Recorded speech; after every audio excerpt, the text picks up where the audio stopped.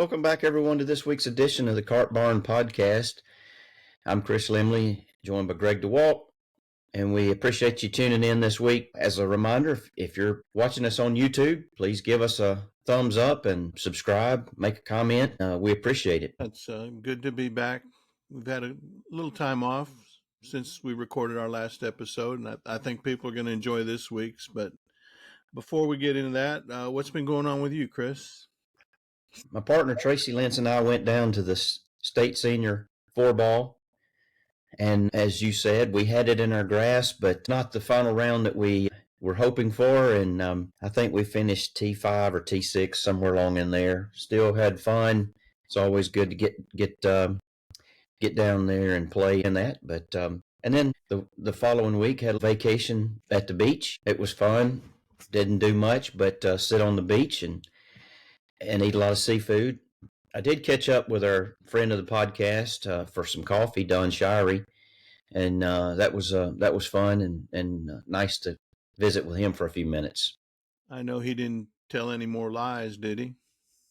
He didn't tell any lies, but he had some really good stories, and I told him that we got to get those back on the podcast. But and while I was doing that, you had a golf trip that you went on. I went out to a friend of mine owns a magazine, Golf Oklahoma, and he set us up a little 5-day trip. Played some fantastic golf courses. Played Golf Club of Oklahoma, terrific Tom Fazio design. We went up to Hillcrest Country Club, Perry Maxwell 1926 course, was just amazing. Yeah, I saw the pictures on X. That looked really, really cool. It's those old courses are what I love to play. Just the character, and then when you think about that, they didn't have the equipment so they kind of just let the land dictate how the holes were shaped. To me, it's fantastic golf.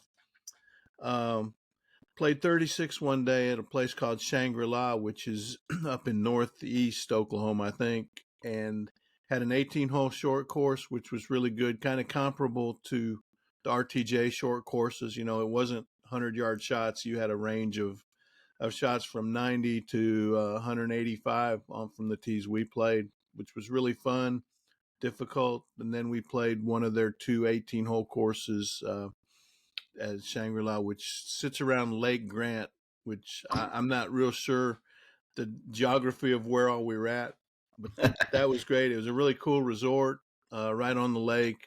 It had a lot of amenities, and the highlight of the trip, it was all a highlight, but the highlight of the trip for me was playing Oak Tree in Edmond, Oklahoma, a place that it's home to a ton of pros. When we were playing, Willie Wood was on the practice tee hitting balls, and a Corn Ferry guy came through us and said he was going to go hit some drives on the 18th hole.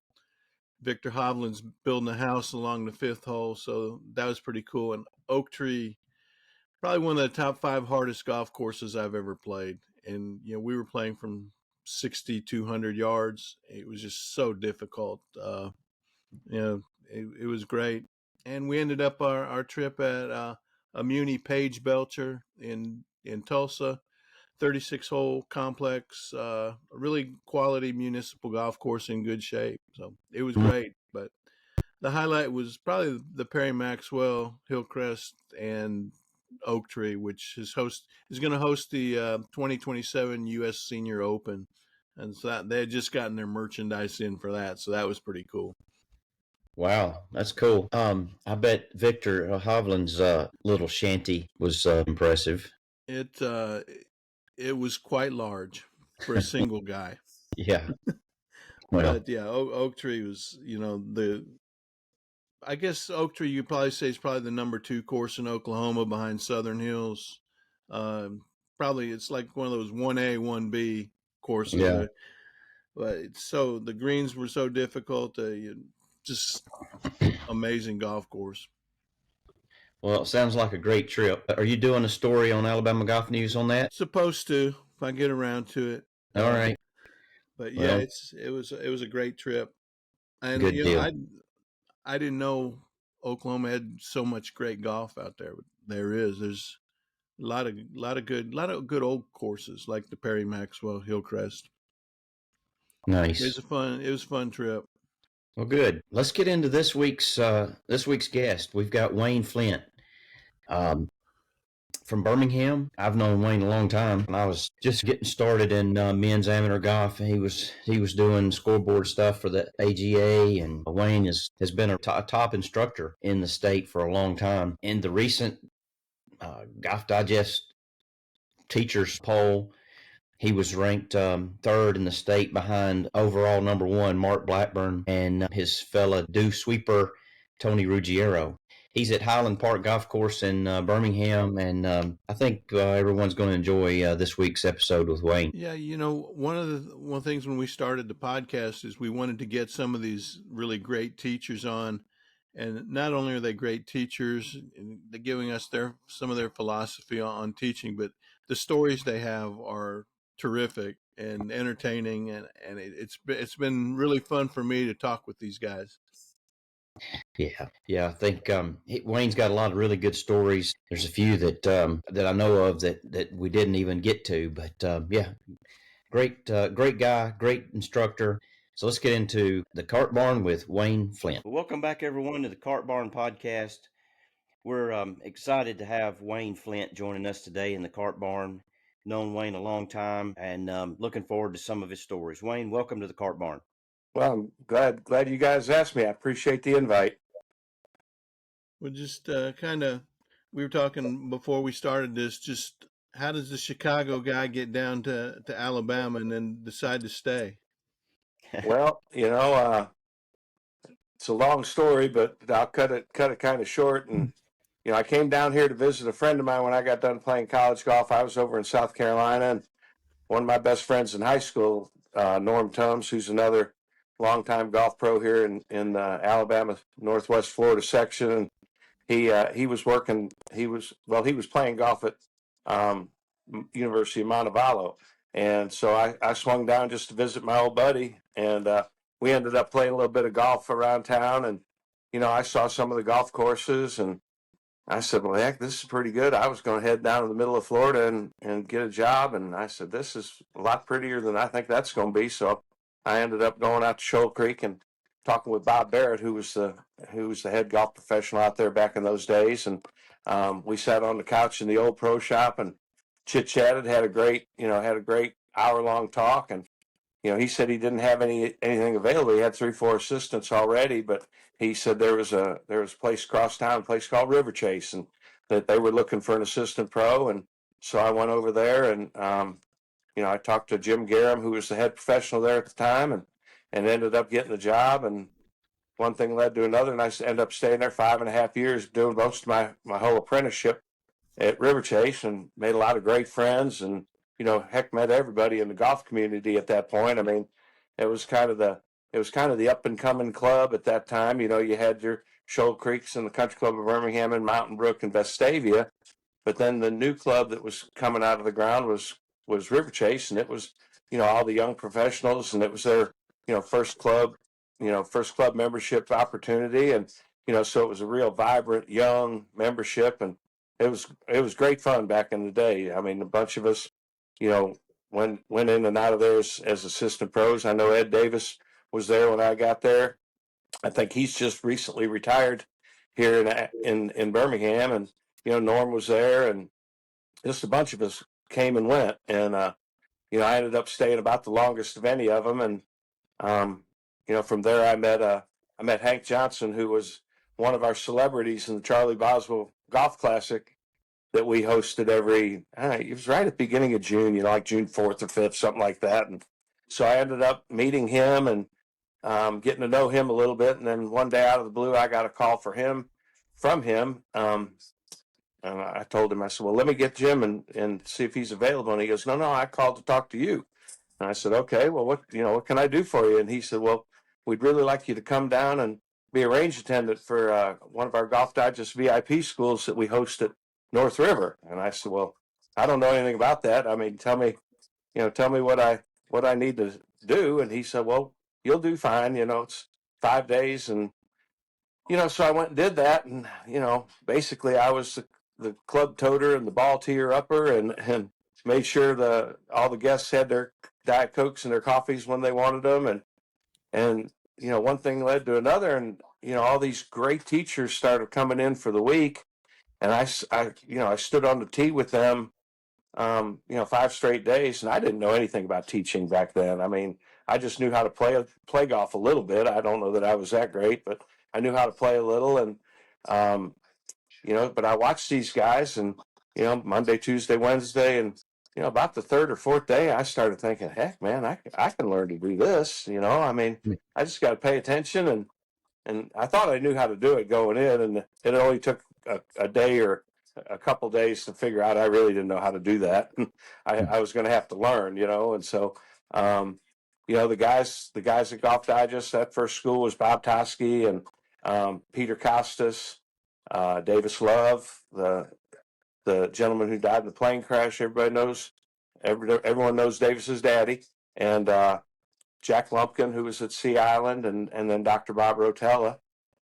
Scott Davenport, who's the director of golf over at Quail Hollow in Charlotte, he was the director of the school, and then a couple other guys, Dick Drager and Tom Waitrovich, who along with me were the 3 range attendants, and we delivered the work that week for all the people that had signed up to do the golf school. So I thought to myself, heck, this is what I want to do. I mean, I thought at that point I might want to be a private club head professional or golf professional, director, golf, whatever you want to call it.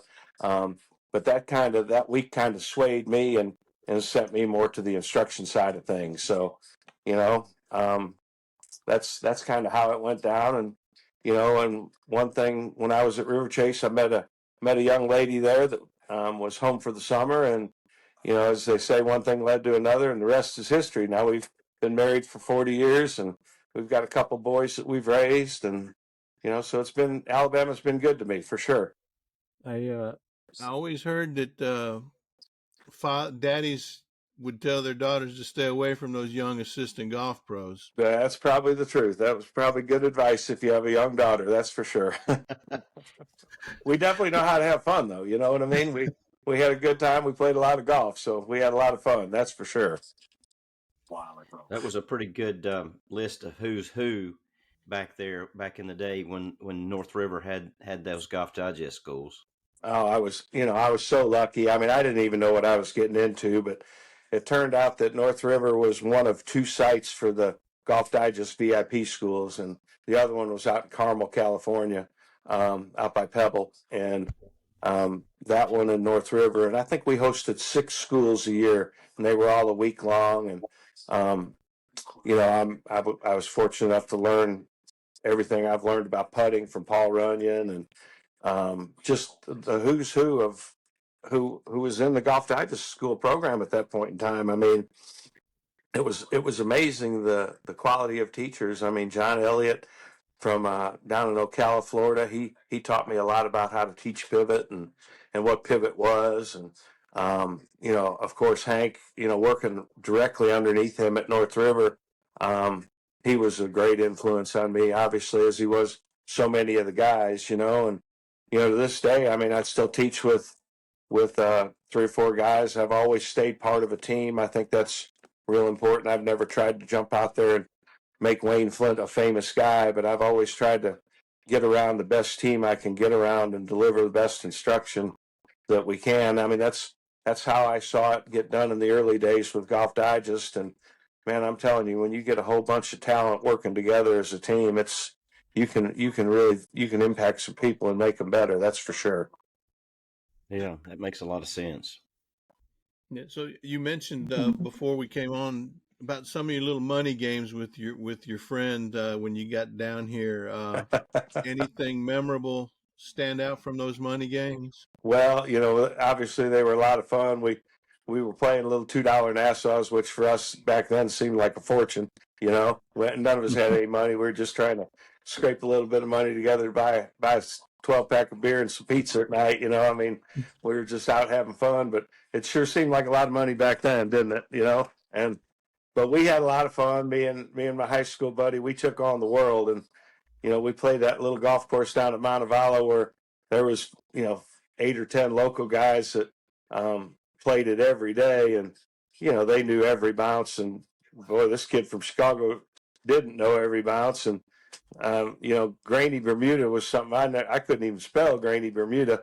And I grew up on those bent grass smooth greens in Chicago, and I got down here and those greens turned me inside out. But we had a lot of fun, and I finally figured out how to putt them and got where I was pretty decent at it. But some of those early games were fun, and we'd race around. Back then, it was just a 9-hole golf course, and we'd race around that 9-hole golf course in about an hour, and we just played as many times as we could. Get as much action going as we could get going, much damage as you could do on a $2 Nassau, I guess. What's the best hole on that course, and what was the worst hole? Well, I never could make the ball turn right to left very good. So I liked that first hole. It was kind of a downhill sliding par 4, and I'd hit my driver off the ground and let it kind of go with the contour. And if I hit it just right, I could get it up on the green, drive it on the green. And then, and bad for betting, that 9th hole was not very good. It was a big sharp dog leg left that you had to hook it around the corner. And I wasn't very good at that. So, I'd been better off if that first hole was the 9th hole. You know how the bets get, pressed and doubled and all that kind of good stuff. So I probably lost a fortune on that 9th hole if it all got added up. Driver off the deck on the first hole? Yeah, you just had. Well, I was young, right? I didn't have to warm up. There wasn't a driving range. Just you're going to catch it thin and it's going to cut. So it probably worked out all right. Well, you didn't have to put it on the tee. No, that's right. There's a story to that one. There is a story to that one. I know I told you that a long time ago. A long time ago. I was lucky enough to qualify for what was the Ben Hogan Tour back then, and get to play in the one that they had down at the Ombre. And, now I'm really in uncharted waters. I'm ready to tee off the first day, and they put me on the 10th hole, which was a par 5 along the road. And the first hole was a par 5 the other way along the road. And 10th hole was a par 5 just the opposite way along 98. And so, I was so nervous. I was definitely out of my element, right? And got up there, and the tee was real little, and there were people all over, and, it was so new to me. And so I said, well, I got to hit a wood. I can't hit a 3-iron off the tee. I mean, I've got to hit a driver, right? Because it's a par 5, or so I thought, right? So I went to, I kicked up a little dirt tee with my heel, and I set the ball on it, and I was going through my routine, and I heard this lady in the crowd say, why isn't he putting it on a tee? And so I backed off, and that kind of shook me up a little bit more. And I got back in there, and right when I got back in there and I was ready to go, the ball fell off the tee, the little dirt tee. So I had to tee it back up. And so now I'm really nervous. And so right when I'm about ready to get in there, the group behind me comes walking up, and they bust through the crowd. Now we got more people on the tee, so I'm totally out of control at this point, right? I don't know what to do. And so finally, I get in there, and by the grace of God, I hit it, and it goes straight, and it went down the middle, and it was good. And my heart was beating so hard, and I had my brother-in-law caddying for me, and he didn't really know anything about golf. He was just carrying the bag, and so I hit it and went down the middle. So I started walking off the tee, and he caught up to me about 20 or 30 yards down the fairway, and I handed him my driver, and he said, man, am I nervous. And I said, you're nervous? What do you think about me? So I was like, oh my God, my caddy was choking, right? Bad enough that I was choking, but my caddy was choking. Well, if you play this game long enough, you're going to have some crazy stories. That's for sure. That's for sure. Mm-hmm. But those were good. Those were good days. They were a lot of fun. And, after that, I just, went just 100% into teaching. And I vowed that I was never going to teach anything that I really didn't understand. And, so I was on the search at that point in time for how can I get as good as I can get, as fast as I can get there. I think pretty much, like every young teacher, young young professional, I mean, you want to take on the world and you want to take it on right now, you know. And so I was after as much information and as much, you know, as much help as I could get. And I always tried to get information and get help from just great sources. I didn't fiddle around with, you know, I didn't want to start at the bottom. I wanted to start at the top. So I didn't, you know, I didn't want to dig it out of the dirt. I wanted to get with people who had already dug it out of the dirt and knew a lot more than me. And, you know, I think in the early days I was pretty smart because I hung around those guys a lot, and I still do. I mean, I still do all my education, continuing education stuff at kind of the national level. I try to get around the best teachers in the game and you know, share the stories with them. You know, after we hear our presentations, we eat dinner together, and you know, it always ends up with a glass of wine in your hand at the end of the night, and you know, everybody's sitting around talking about, you know, what makes people better, how they make people better. And you know, I still to this day just try to soak in as much of that as I can. And you know, I do believe that if more young people would go after it that way, I think they'd get better. And you know, I teach a lot with Tony, the dew sweeper. You know, he and I have been friends for a long time, and I kind of taught him when he was in college, and I guess watched him grow up, or maybe even helped him grow up a little bit. I don't know. You know, he was a loose cannon in the early days, you know, as we all were. And you know, I saw something in his personality that, you know, man, if we can get this guy channeled right, he can take on the world. And boy, he's proven that right. He's done it, and he's a great young teacher, and getting older now, but he's not as young as he used to be. But he's a great teacher, and you know, all the Golf Digest polls and Golf Magazine polls, that they're all proven that. I mean, he's continually in the Golf Magazine top 100, and he is he's continued to stay into the Golf Digest top 50. And you know, if you get in those two polls, you've definitely validated yourself as a quality golf instructor. And you know, and he and I kind of mentored him all the way through college, as you know, as his teacher, trying to help him play better. And then when he got in the golf business, you know, I tried to teach him how to teach golf, kind of like Toski and Flick and Runyon and Davis, and those guys all helped me. I mean, they were so gracious and giving with their knowledge and their time. You know, I tried to do the same thing back to him, and now we've done it with another. He and I have stuck together and kind of partnered up and do a lot of things together. And you know, some of the most fun we have every year is when we get on the tee and teach together. We were up in Philadelphia a couple weeks ago for a few days teaching together, and that was fun. We've got a young man, Connor Luke, who's up there in Philadelphia working at a place up there.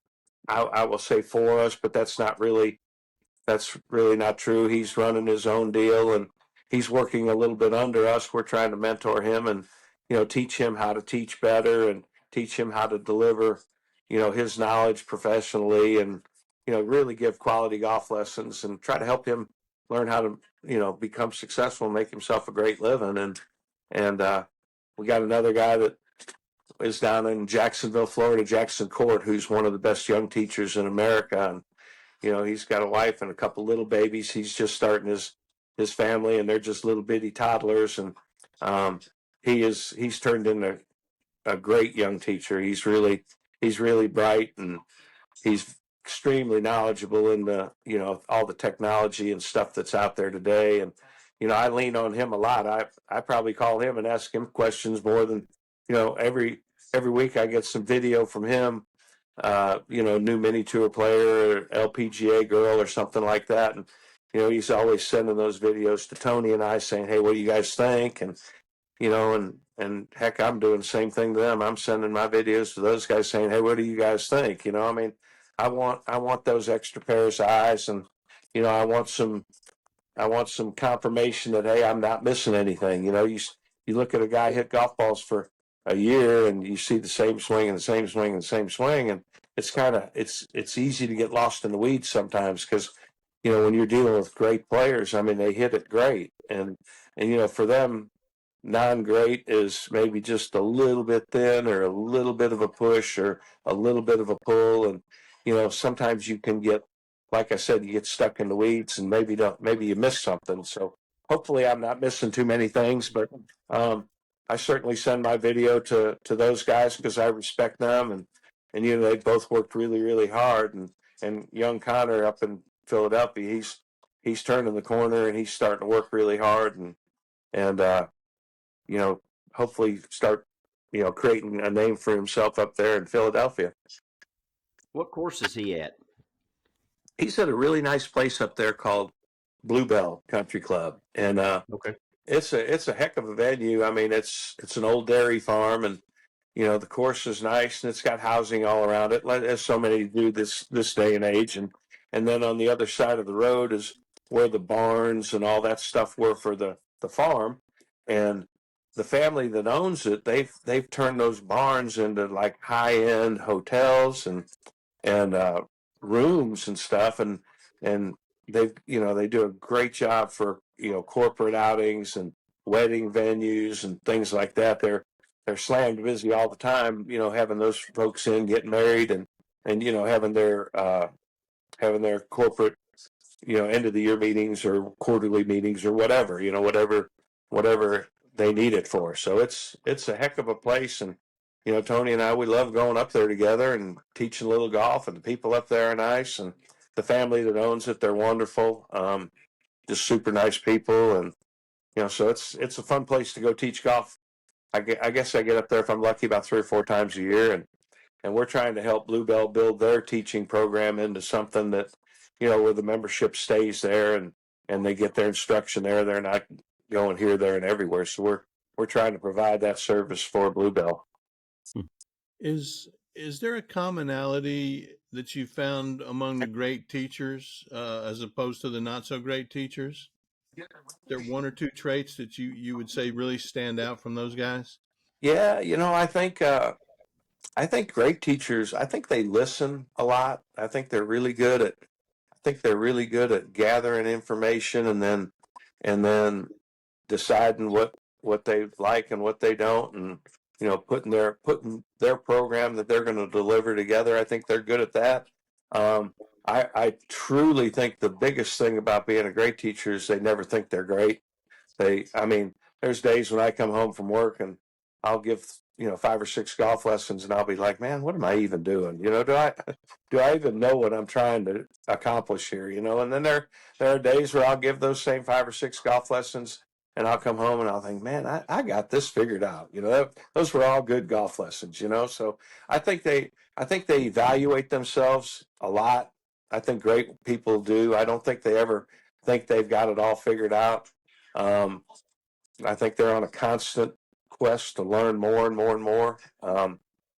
And they're good communicators. I mean, they're good at getting their point across, and they can get their point across a bunch of different ways. I think that's important because not everybody hears the same thing the same way. You got to figure out who's standing in front of you. I mean, it's one of those things, and I think I fall into this. I don't know that I really teach golf. I really teach the person that's in front of me how to play golf. So I think good teachers really spend a lot of time figuring out who's standing in front of them and how they can get to that person the quickest and deliver the information. I think all really good teachers have good information, and that's because they're in a quest to learn more and more and more. But then once you have good information, how can you get it to the person standing in front of you? If you got a 72-year-old lady that's standing there, or you got a 24-year-old kid that's just out of college standing there, those are two different animals, and you've got to be able to get your information to each person differently, and so I think that's a big deal, and that's something I'm trying to get better at every day, is how to deliver my information as efficiently as possible.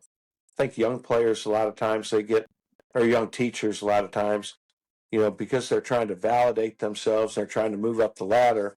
I think young teachers will try to spew everything out that they know in a 1 hour golf lesson, and that's in an attempt to validate that they know what they're doing. And I appreciate that, but it's hard to not say too much. But I think sometimes, really good teachers don't say too much, and they say just the right amount where people can take that information and go with it and have success over the next 2 or 3 weeks before they get back together and continue to learn. I was gonna say, what makes a good lesson? You mentioned some nights you come home and you say, "What am I doing?" And other nights you said, "I those were good lessons." What differentiates the two? I tell people all the time that I don't care if they hit good shots while they're there or they're not. Um, I certainly hope they do, because I don't want that to sound bad, but I want every student that steps on that tee, I want them to have an enjoyable 1 hour or 2 hour experience, whatever it is. And let's face it, if you're hitting the ball good and solid and it's going where you want it to go, you're probably having a little bit more fun than if you're topping it or hitting it fat or whatever. So I want them to hit it good. So don't get me wrong. But what I really do care about when a person leaves is, do they understand what I'm trying to get them to do and why I'm trying to get them to do it? Do you understand how that's gonna positively impact your golf swing as it is right now? And so I try to make sure that I deliver those one or two things to the person, and they have one or two or three different ways to work on each of those things. And I try to get them, I either write them or I try to get them to write them in their phone. That seems to be more of what's going on these days. Everybody takes their notes in their phone. If not, I still do it the old-fashioned way. Write them down on a piece of paper and give them to them. And it's crazy, but I've been doing it so long now. I'll have people that'll come back 25 years later and they'll still have their notes from a lesson they took 25 years ago. And so, they do hang on to those notes sometimes. Now, some of the kids, they probably throw them on the floorboard of their car the minute they get out of the lesson. So, but I do try to get everybody to take their notes, and I try to get them real concise. I try and make them understand what they're trying to do and why. And then the most important thing is, can they determine the difference between when they do it or when they do it their old way? And I think that's the real key. When they can recognize the old way and they can recognize the new way, and they can start to then create a feel or start moving the golf swing in a more positive direction. So I think those are the key elements to really get better at being a student, being a lesson taker. And I think there's equal amounts of pressure on the instructor to deliver that information, but I think there's an equal amount of pressure on the student to take that information, to come to a lesson with a open mind, if you will, and lay everything kind of on the side that you've learned on YouTube and all of your conceptions that you think is what you need in your golf swing, and then come take the one or two or three pieces of advice from a really good golf instructor that has a plan for how they're going to take you from point A to point B. And I try to tell people, and I try to challenge myself every day now as I'm getting along in this thing a little bit more. Here's what I want you to do. Here's why I want you to do it. And when you do it, this is what your ball flight's going to do. This is what's going to happen. Your trajectory will lower. You won't hit big pulls anymore. You may not hit the big old flare out to the right anymore. Your ball will start more on line. I try to tell them where they're going. So when they're practicing on their own, if they can stumble across it and do it, and then the ball flight gets more on line, maybe a little bit lower, and it doesn't pull, it goes a little bit straighter, then they can say, well, hey, I'm going to trust Wayne a little bit more because he already told me this was what was going to happen. So, you got to gain their confidence. And once you can get them calmed down and ready to take a lesson, then the sponge kind of soaks up the information a little bit more, and maybe they'll get their golf swing figured out in their mind, and not be so apt to go chasing it on YouTube, trying every single thing that the next guy says. Yeah. Well, those saying feel and real are usually not the same. They're a lot different, that's for sure. What would you say? Excuse me. What would you say, Wayne? As you just said, you've been doing this for a while. What are some of the biggest improvements in technology that have helped to be able to convey that what's going on, and for the student to be able to see it and feel it? Well, it's interesting. I mean, we've got TrackMan, which measures what the ball's doing, and Yeah. then kind of backs into what the club had to be doing in order to make the ball do what the Doppler radar said it did. And then you got the other side, Foresight, which measures what the club did with the dots on the face of the club, and then it backs into, well, if the club did this, the ball must have done that. So those two things are both brilliant. Those are great things, right? Bushnell's got a really nice, little bit more affordable unit that is much like the Foresight. And so we've really got tons of information available to us about how the ball works and how the club works. Something that I've taught forever and ever. I've always taught a lot of footwork, and I've taught a lot of pivot, and now people thought back 20 years ago that was crazy. It doesn't matter, all this kind of stuff. I thought it was really important. And lo and behold, then they come out with the swing catalyst, right? Which measures what your feet are doing against the ground. Well, now everybody's jumped on how important footwork is. And, and I'll tell you, Bob Toski, he was the guy that taught me to really watch people's feet. And he thought their hands were the most important. Is that was what was covering, holding on to the club. That's the only thing coupled to the golf club. So you had to control your lead hand, your left hand for a right-handed player in order to control the club face, and then you had to control your bottom hand to control the weight of the club head, and that would be the lag and all that stuff. He said so you had to really know what the hands were doing. You had to know what your feet were doing, because that was the only thing that was coupled to the ground. And that's what Swing Catalyst is showing us now, is where all the weight and the forces are moving in the ground, which is really, really important. I've always thought that. And there's a million things that we can measure. I think the next thing that'll happen is they'll come up with something that's really, really good of what kind of forces and pressure your hands are putting against the golf grip. And when they come out with that, they'll be able to measure what the hands are effectively doing to the grip. Are they pulling or pushing, or there's all kinds of differences of opinion there, right? Just like there was differences of opinion of jumping off the ground or staying in the ground, and all differences of opinion on the ball flight laws and all that stuff. So they've kind of sorted out the ball flight stuff with the great launch monitors, and just kind of sorted out the footwork stuff with the Swing Catalyst and all the things that are like that. I think there's one called Swing 2 Golf. I mean, that's a dual system with 2 plates, and there's a bunch of them out there, and they're all really, really good, depending on your ability and price range and all that stuff. But all that stuff is great.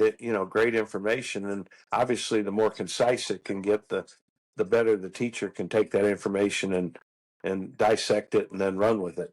So all that stuff is great. But again, one thing that all that stuff does, and we talk about it all the time, is it just tells you what just happened.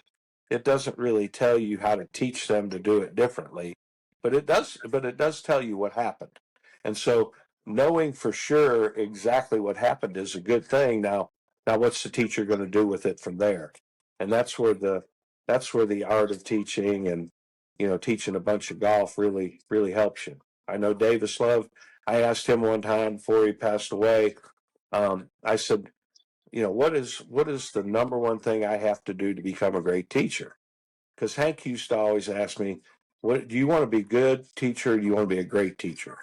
Well, everybody always says, well, hell, I want to be great. That's the easiest thing in the world. And Hank would always follow it up with, are you sure? He would ask those kinds of questions. And because great teachers do a lot more than good teachers do. They're much more committed to their students.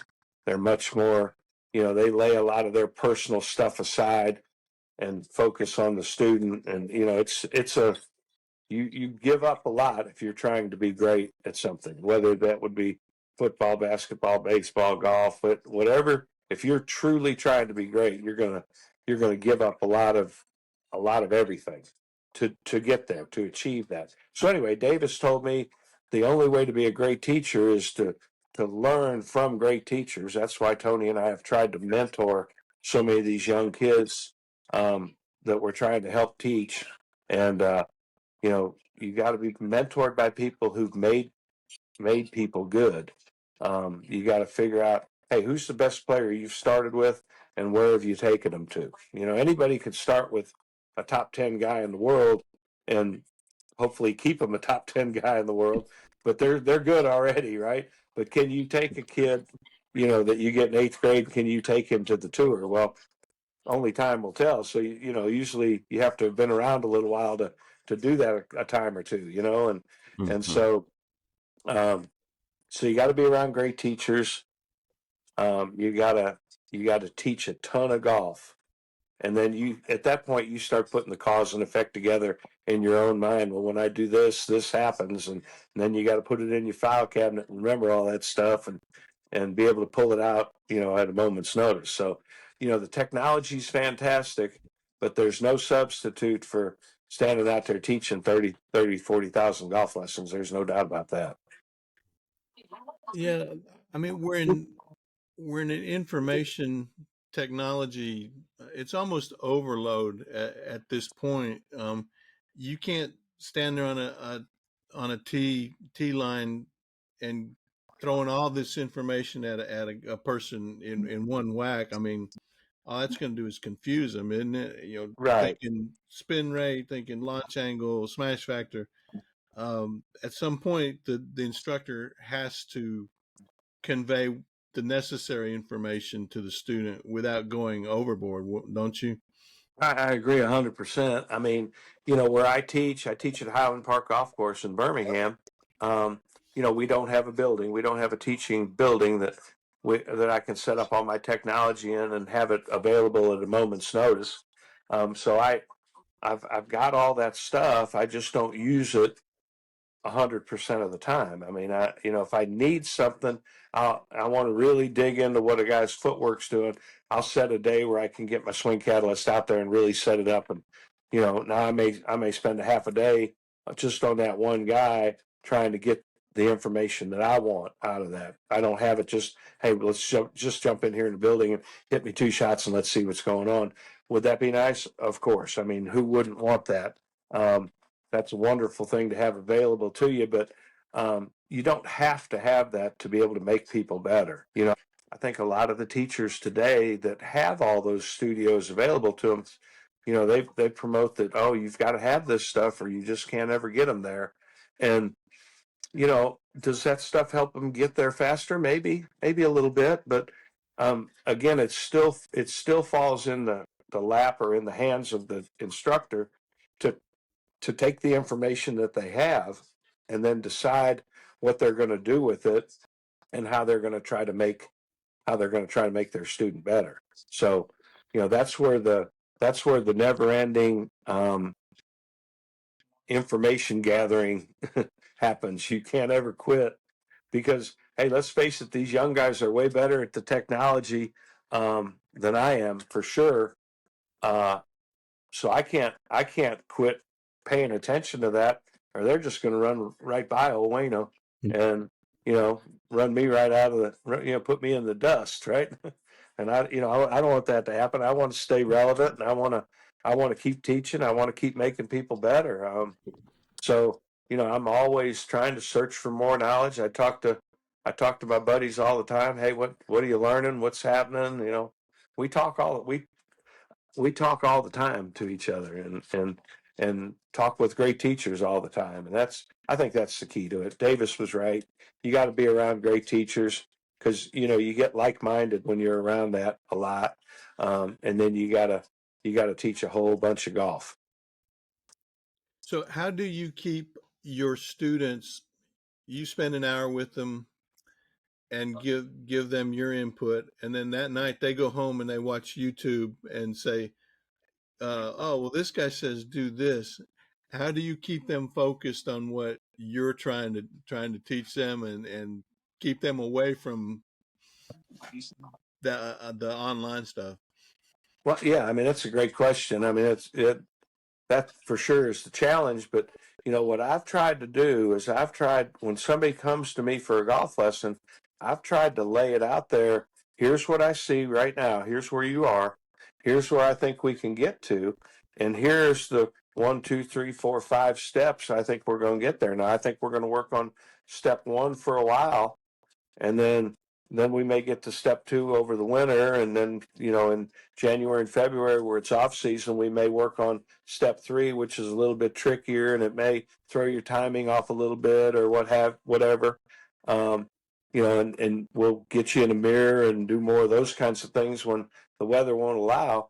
But make no mistake, we're going from point A to step 2, 3, 4, 5, and 6, and we're going to do that over a couple of year period. And now that doesn't mean that you're never going to hit a good for 2 years, but it means that there are plans for how to get you better, and they don't all happen on day one. You set them up and you start to build that little bit of a golf swing, and once people will say to me all the time, Wayne, will you work with what I've got? And I say, well, if you have anything, for sure, I will work with it. I'm not going to tear you apart just for the sake of tearing you apart and then trying to get a whole bunch of golf lessons. I'm not going to do that ever. I definitely work with what the student has. Now, if they're holding it terrible and their posture's terrible and their body motion is not working right and it's tilting the wrong way, and clubs twisting around behind, faces wide open, you have to start building some things. Fundamentals are becoming a bad word in golf, but I think there are certain fundamentals that you have to build. You have to put people's hands on the club correctly so that the club face can get relatively square and the shaft can swing relatively up and down a swing plane, right? And get the face matching up square to that plane. I got a funny story about that in just a second. But if you can get that to happen, and then you can build some hand and wrist and arm structure at the top. I try to do a little more of that over the winter time, because trying to get arm structure seems to tend to knock people out of their rhythm a little bit, trying to figure out where the true top of their swing is based on their physical limitations.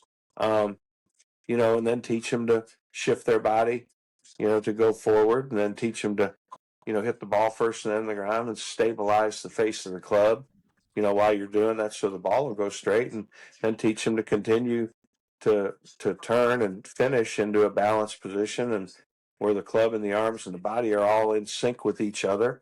Now, I've just described a couple of years there. I mean, we can't really get too good at that.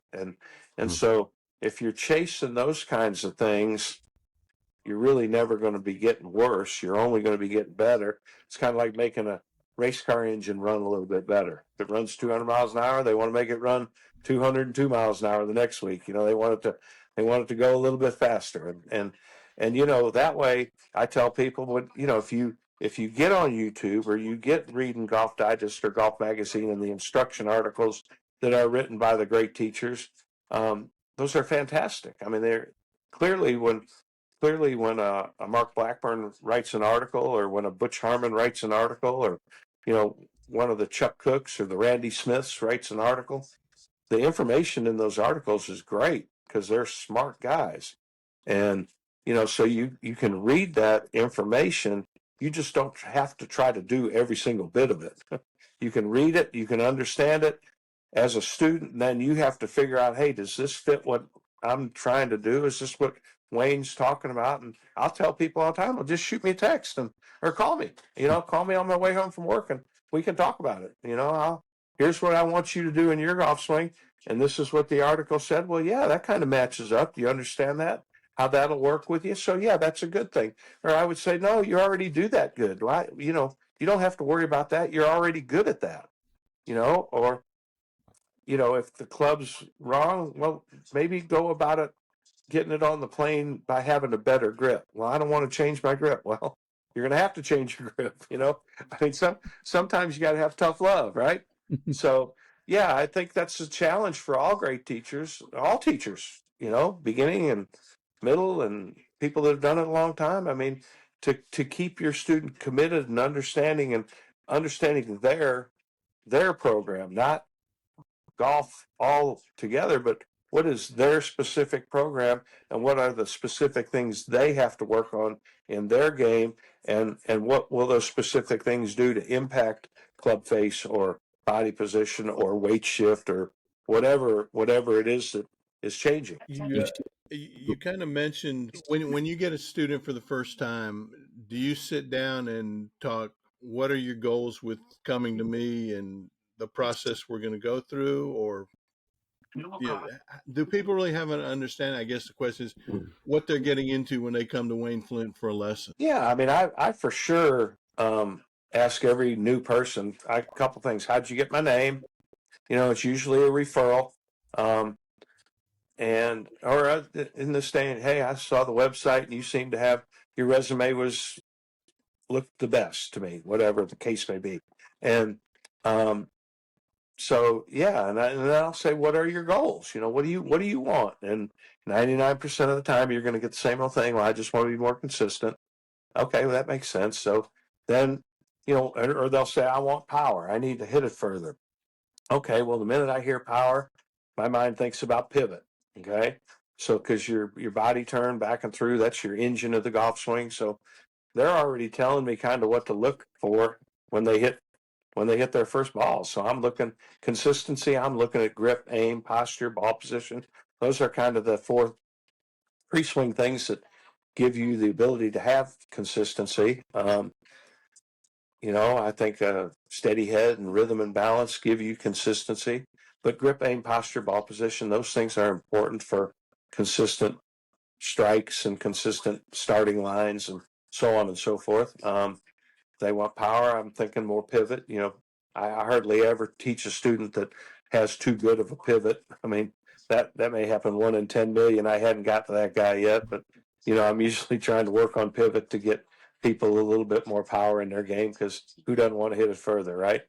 And so you just listen to them, and then then you kind of start putting their program together and start explaining it to them. And I film, and then I get them away from the balls and sit them down and show them the film to where they're not looking to hit another ball. I try to get them away from the balls so they'll pay attention to what I'm seeing and saying on the video, so that that they can start to think and start to understand their program a little bit more. So Hank used to say, you got to listen to what they want and you got to give it to them. So that you get whatever they want, you got to give it to them, even if you don't think that's what they need.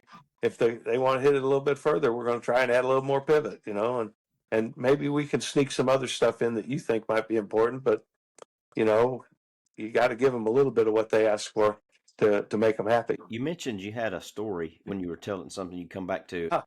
Okay, so we were about a month or so ago now. I was down in Key Largo at Ocean Reef doing a golf school, and I was down there with Tony and Mark Hackett, who's a long time Golf Digest guy back in the same era when I got started. He kind of cut his teeth over at Sea Island working with Jack Lumpkin, and I was doing most of my stuff at NorthRiver, but we intermingled. I went over to Sea Island some, and he came over to NorthRiver some. I think we both used to do some stuff down in Innisbrook, down in Tampa, traveling with Golf Digest. And so we were down there, and we got there the night before. We got there the first morning. We were going to start the school at noon. And so we were walking around the shop because they just built a new clubhouse at Ocean Reef. And man, you talk about a beautiful place. And that's Ocean Reef was where Bob Toski was the first director of golf when he quit playing the PGA Tour. So they had a bunch of old black and white pictures of Toski, back in his younger years. He's 98 years old now. And so, Mark and I, we were just walking around the shop and picking out souvenirs that we were going to bring, a couple hats home to my boys and maybe a pullover for my wife or something like that. We were just kind of moseying around the shop, and it's off season, so it wasn't super busy, and we were the only ones in the shop. And all of a sudden, I heard Mark Hackett say, "Hey, Wayne, come on back here." And he was back in the section of the shop that has the golf bags and the head covers and all that stuff. So I walked back there, and he handed me the phone, and lo and behold, he called Bob Toski. Toski was on the phone. Wow. And so I said, "Hey, Mr. Toski," I said, "I don't know if you'd remember me." I said, "I'm Wayne Flint from NorthRiver." And he said, "Well, of course I remember. Yeah, I know who I'm talking to, And he's a crusty old guy. He said, I know who I'm talking to, or I wouldn't be talking to you." And so we laughed a little bit. And I said, "Well, Bob, how are you doing?" He said, "Well, Wayne, I'm bleep bleep 98 years old. How do you think I'm doing?" And I said, "Toski, I'm sure you're doing great, man." And we laughed a little bit. And he said, "Man, I wish I would have known you guys were down there. I'd have made way for someone to get me down there for a day or so where I could have hung out with you guys." Hmm. And I said, well, Toski, don't worry about it. I said, "I'm going to make a promise to you." I said, "You just be thinking here the next month or two of where you want to go out for dinner." And I said, "I'm going to fly down this fall for something." And I said, "And Mark and I are going to take you out for dinner. So you just be thinking where you want to go for dinner. We're going to go have some dinner. We're going to talk about some old times." And he goes, "Man, I'd love nothing more." And he said, "So Wayne, let me ask you a question." He said, "What are you teaching these days?" I said, "Well, Toski," I said, "I'm teaching exactly what you taught me how to teach. I'm teaching people to swing the club back on the plane, get their bodies turned behind it. I'm trying to teach them to shift into that front foot. And once they're shifted into that front foot, I'm trying to teach them to turn all the way through it to the finish." And I said, "And that's all I'm teaching." He goes, "Man, you just made an old man awful happy." And we laughed a little bit. And he said, "Now don't forget to match that club face up square to the plane when they're coming into it." And I said, "Okay, Toski, I'll remember to do that." So, he's still sharp. He still knows he still knows what his preferences are. And, you don't, everybody doesn't have to agree with what everybody teaches, but being committed to your preferences and teaching what you think is right, and trying to make people better. I mean, that's the name of the game. And those guys, Toski and Flick and Runyon and Davis and all those guys were so far ahead of the game because they didn't have the TrackMans and the launch monitors, and they didn't have the force plates, and they didn't have the high speed cameras, 8 million frames a second. They didn't have all that stuff, but they used their eyes and they could see, and they knew, they knew what that ball was doing, and they knew what the causes were to it, and they were smart. They were smart Yeah. way beyond their years, right? I mean, and maybe they missed a thing here or there, but they didn't miss much, and it's amazing. Golf instruction has changed dramatically, but if you really get back to the nuts and bolts of it, it hasn't changed a whole lot. It's simple, basic fundamentals and how they get applied to the ball, and and how we as teachers, how we teach people to do it. That's how do we get them? How do we get Mrs. Jones to get there faster? How do we get the kid out of college? How do we get him from being a good college player? How do we get him to get his Corn Ferry card? How do you do that? Those are the things that you never quit working on. You refine your craft, and I think it's a never ending quest to get good at it. How do you, is there a big difference teaching at a Riverchase as opposed to a Highland Park, the private to Muni guy you might see? Well, I don't think so. I think students want to get better. You know, um, I would say, I like the public. I like the public place because my access is to everyone. Um, I can have a guy who's a farmer down in Jemison who wants a good golf lesson. I can have him come up, or I can have a tour player fly in, or I have access to everybody. The private clubs, the public offer, everyone can walk on in and take a golf lesson. And certainly as, if I were to try to become a director of instructions at some uber private place, you'd probably be restricted to just teaching their members and maybe their guests. And, you know, I don't, I've never wanted to exclude anybody. I've just wanted to teach whoever wants to show up and take a golf lesson. So no, I don't think there's a big difference. I think if you're at a private club, you have a little bit of a captive audience, but I still think you have to, in order to build a program, I mean, you have to deliver, you have to make people better. At some point, you have to go, as a student, you have to go to somebody who at some point has made someone really good. And, you have to make people better regardless, or they're not going to spend their money with you, and they're not going to spend their time with you. If they don't feel like they're getting anything out of it, or they don't feel like there's value there, they're going to go do something else. They're going to go fishing, or they're going to go take a lesson from somebody else, or whatever. But, you have to earn your stripes every day you walk on that tee by giving good golf lessons. And that's first and foremost what you have to do. So I think golfers, whether they're rich or average or poor, golfers are golfers. Everybody wants to play better, right? And it doesn't matter who you are.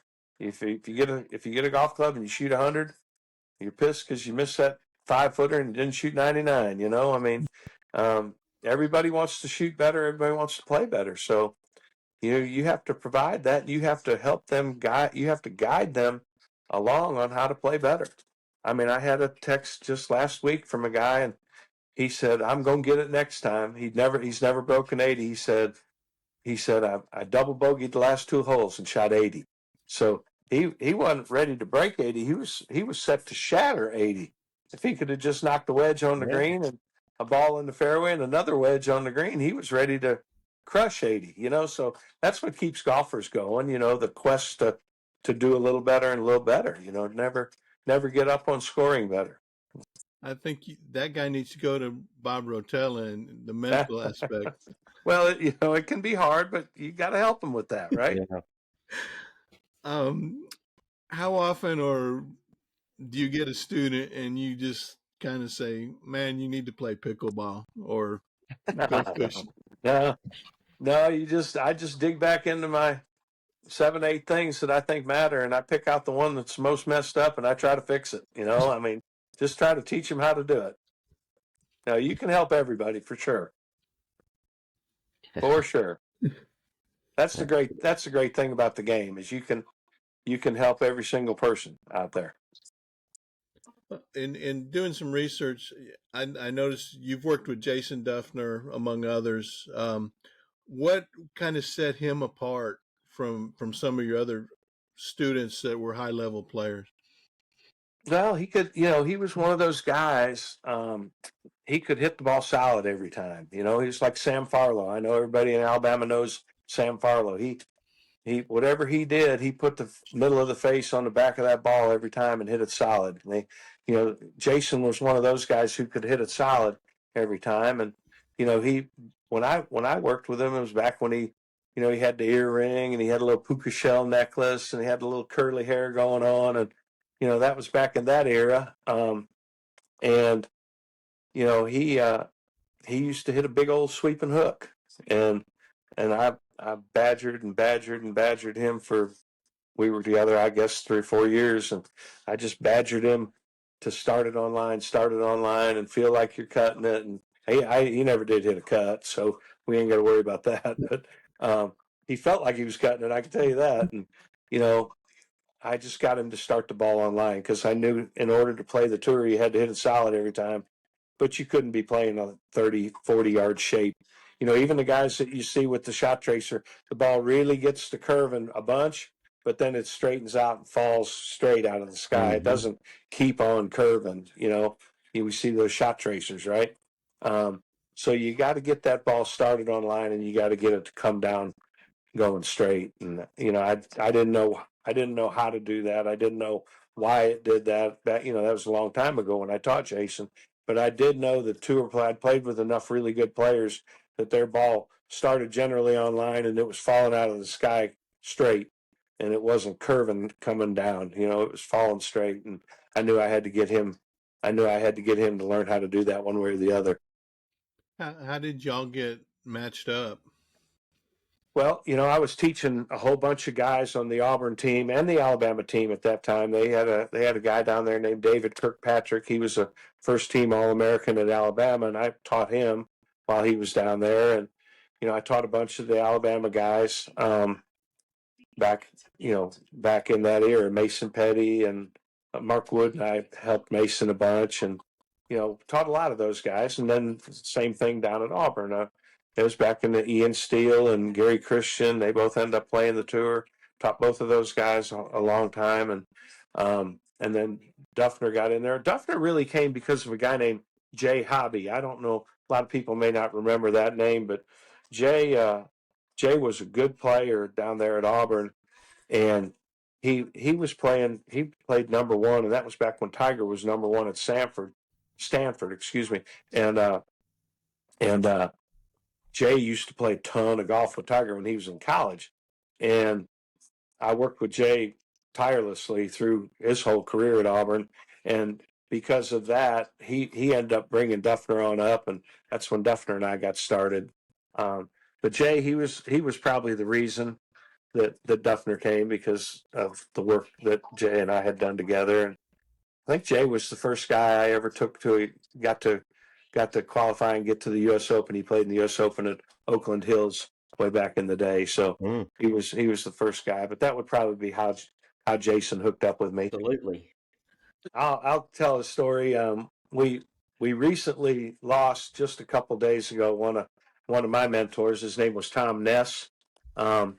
He passed away a couple days ago, and Tom he was great. I mean, he was a great guy, and did a lot for me, actually pushing me along, and he pushed me kind of up the ladder back in the day with Golf Digest, both he and Hank. And I remember one night we were sitting, and I was sitting right across from Tom. We were having a steak down in Orlando during the merchandise show, and Tom was drinking. He loved him a martini, so he was sipping on a martini, and I think I had a glass of wine, and I was trying to sit right across from him because we didn't get to spend a whole lot of time with each other, because everybody's busy, right? And so I was sitting there thinking we were going to talk a bunch, and he and I were talking, and he had a young teacher sitting next to him, and this guy said, the guy's name was Charlie. He said, Tom, do you mind if I ask you a question? And Tom said, well, sure, Charlie, whatever you want. And he said, is there any timing needed in chipping?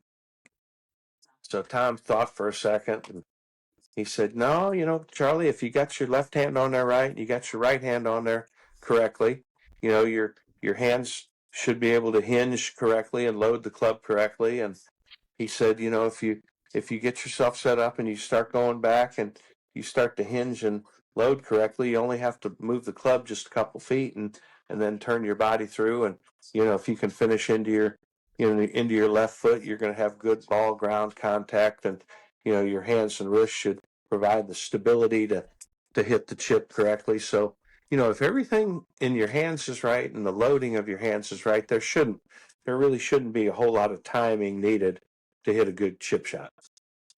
So then Ness and I went back and forth, talked a little bit more, and 2-3 minutes later, Charlie tapped him on the shoulder and said, hey, Tom, can I ask you another question? And he said, yeah, sure, Charlie. He said, if you were going to try to hit a little bit of a, like a half pitch shot, maybe a 40-yard pitch shot, is there any timing needed for that pitch shot?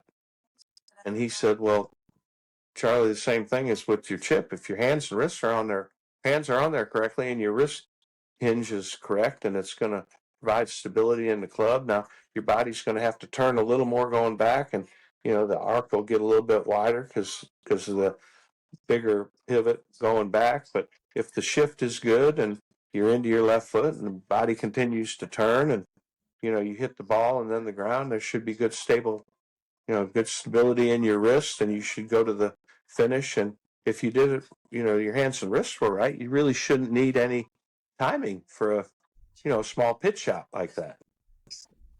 So we went on, and a couple minutes later, Charlie said, Tom, do you think there's any timing needed for a fuller pitch shot? And he looked at him and he said, Charlie, if you try hard enough, you can probably screw anything up. So, I mean, already given him the same answer. Yeah. So Charlie goes, okay, I got it. So that was Tom. I mean, Tom was a great guy, and I'm going to miss him, man. He was one of the best. He was one of the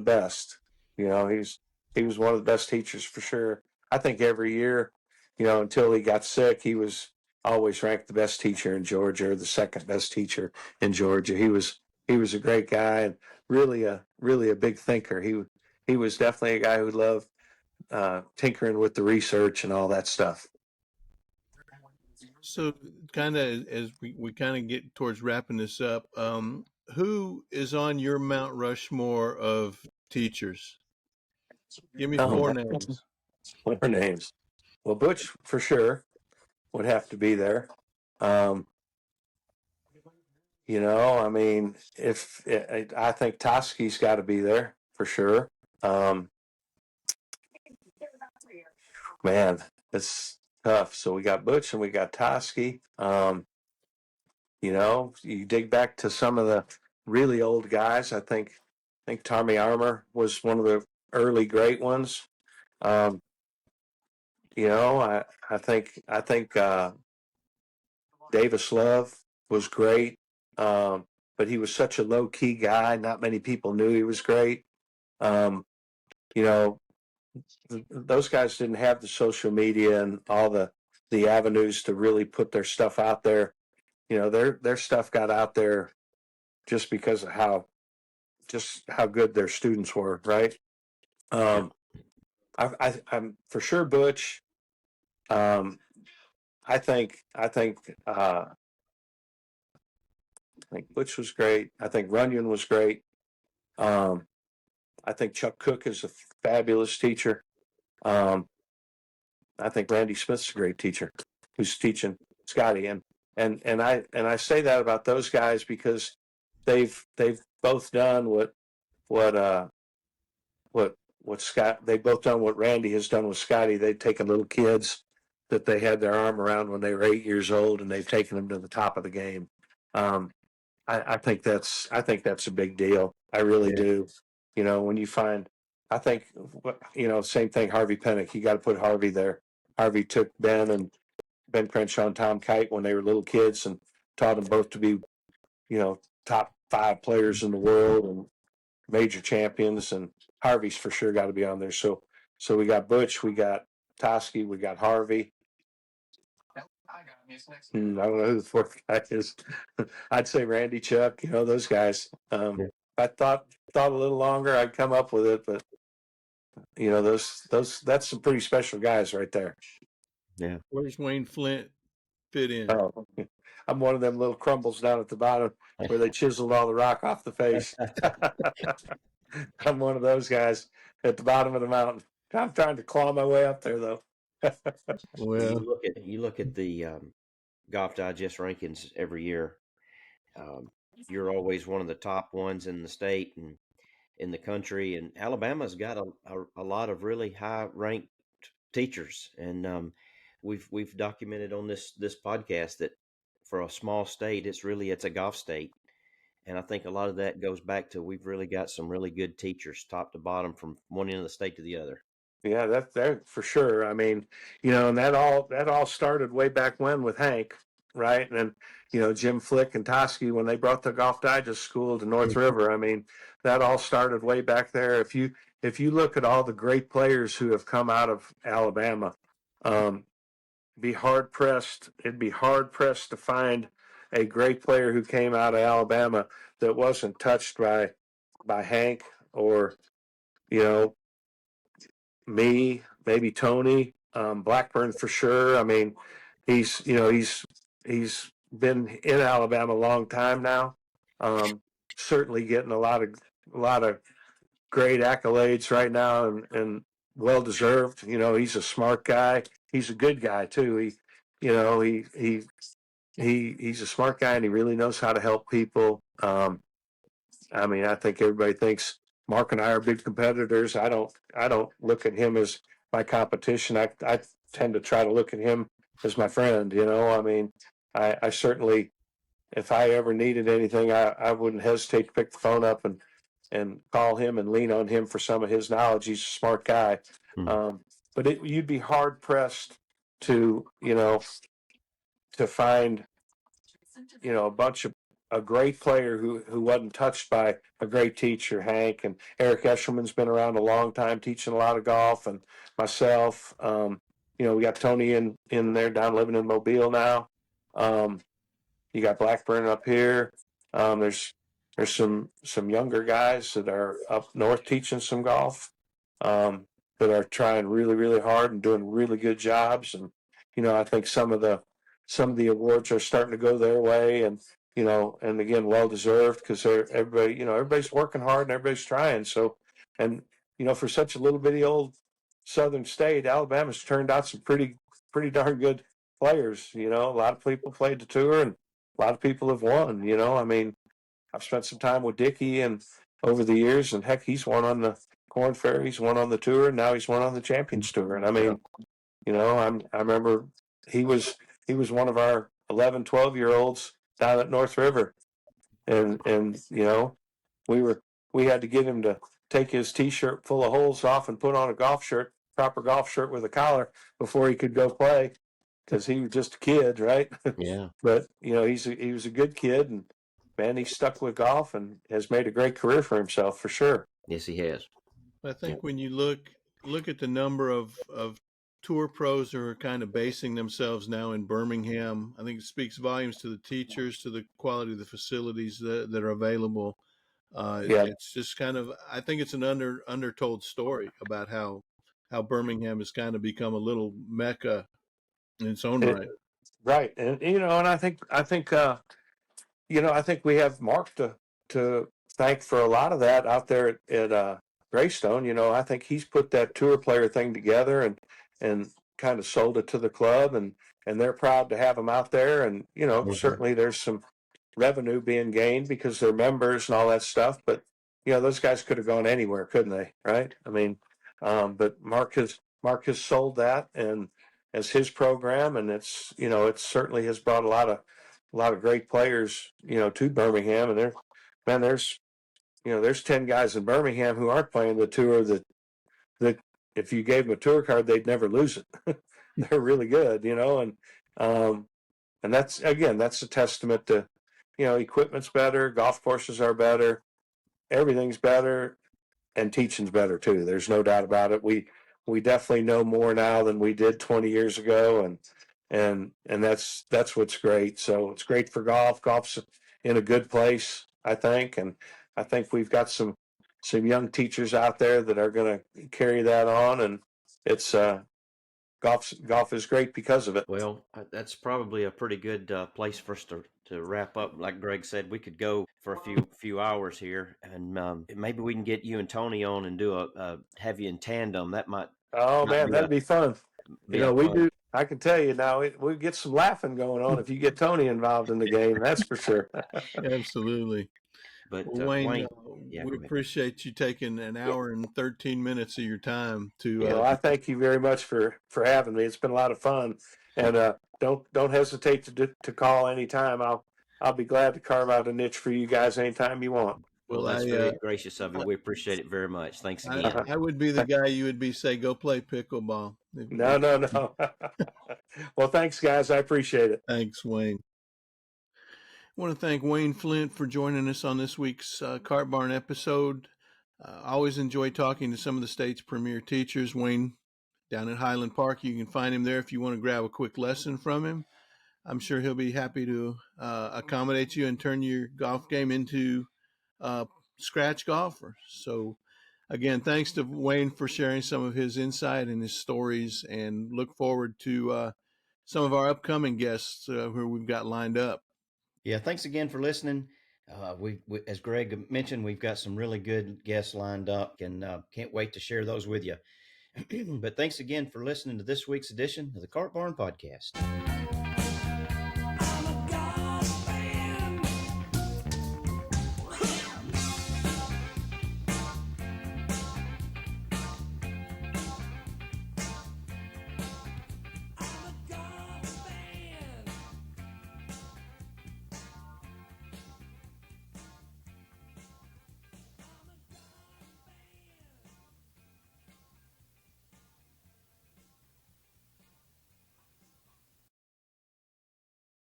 We appreciate you tuning in this week. I hope, again, you'll give us some feedback on YouTube and on social media. And again, thanks for listening, and we'll catch you next week on the Cart Barn Podcast.